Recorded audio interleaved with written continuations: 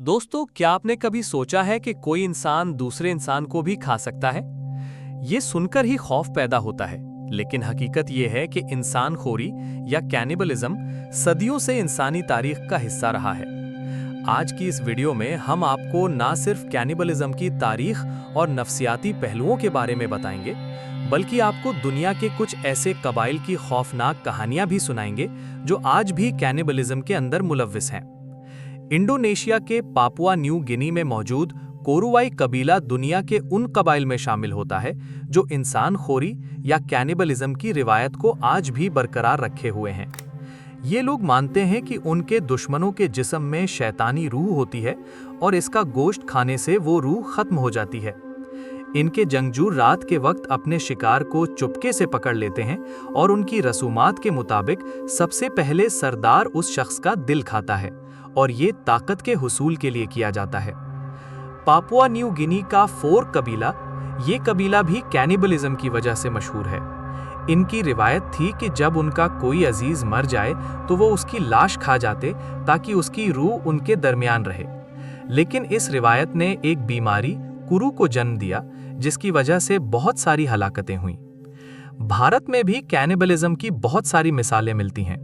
भारत के साधुओं, जिन्हें अघोरी साधु कहा जाता है, वो भी अपनी पुरइसरार रसूमात के लिए मशहूर हैं। ये साधु शमशान घाट पर रहते हैं और वहां मौजूद लाशों को खाते हैं। इनके मुताबिक ये अमल रूहानी ताकत हासिल करने का जरिया है।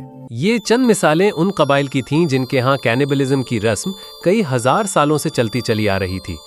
अब हम बात करते हैं कुछ सीरियल किलर्स की जिन्होंने कैनिबलिज्म का मुजाहिरा किया या इसके अंदर मुलव्विस रहे।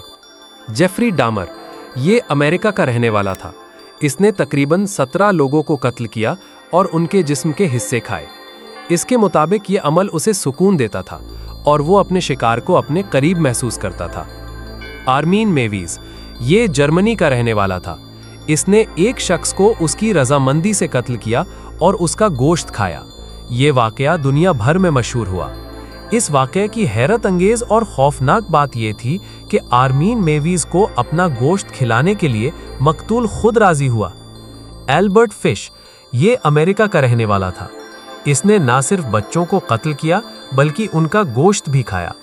उसने पुलिस को अपने जुराइम के बारे में एक खत लिखकर आगाह किया जिसमें उसने अपनी खौफनाक आदतों का एतराफ़ किया। साउनी बीन, ये स्कॉटलैंड की रहने वाली एक औरत थी। ये जादूगरनी मशहूर थी और कहा जाता है कि वो अपने दुश्मनों को जादुई ताकत के हुसूल के लिए खाती थी। आइए अब हम कैनिबलिज्म के नफ्सियाती पहलुओं की तरफ नजर डालते हैं कि इंसान ऐसा क्यों करता है या ऐसा करने पर मजबूर क्यों होता है। माहिरीन के मुताबिक कैनिबलिज्म का ताल्लुक कई नफ्सियाती मसाइल से होता है। कुछ लोग दूसरों को खाकर अपनी ताकत और बढ़तरी का इजहार करते हैं। जिन लोगों के अंदर कुव्वत बर्दाश्त कम होती है, कॉन्फिडेंस की कमी होती है, जब ये कुव्वत बर्दाश्त, कॉन्फिडेंस और सेल्फ डाउट एक इंतहा यानी एक्सट्रीम लेवल पर पहुंचता है, तो लोग अपनी नफ्सियाती बीमारियों को मिटाने के लिए इस किस्म की हरकतें करते हैं। साइकोपैथी और शिज़ोफ्रेनिया इन जहनी बीमारियों में से एक हैं जिनमें मुब्तला अफराद का रुझान इस तरफ ज़्यादा पाया जाता है। अब आखिर में सवाल ये पैदा होता है, क्या हमें इन कबाइल को उनकी रिवायात पर रहने देना चाहिए? ये सवाल कई अखलाकी और सकाफती बहसों को जन्म देता है। कुछ लोग कहते हैं कि इन कबाइल को उनकी ज़िंदगी जीने दी जाए, जबकि दूसरे मानते हैं कि इन्हें जदीद दुनिया के साथ मरबूत करना चाहिए। दोस्तों, आपकी क्या राय है? क्या हमें इन कबाइल को उनकी रिवायात के मुताबिक रहने देना चाहिए या इन्हें जदीद दुनिया के उसूलों के मुताबिक बदलना चाहिए? अपनी राय नीचे कमेंट्स में ज़रूर बताइएगा।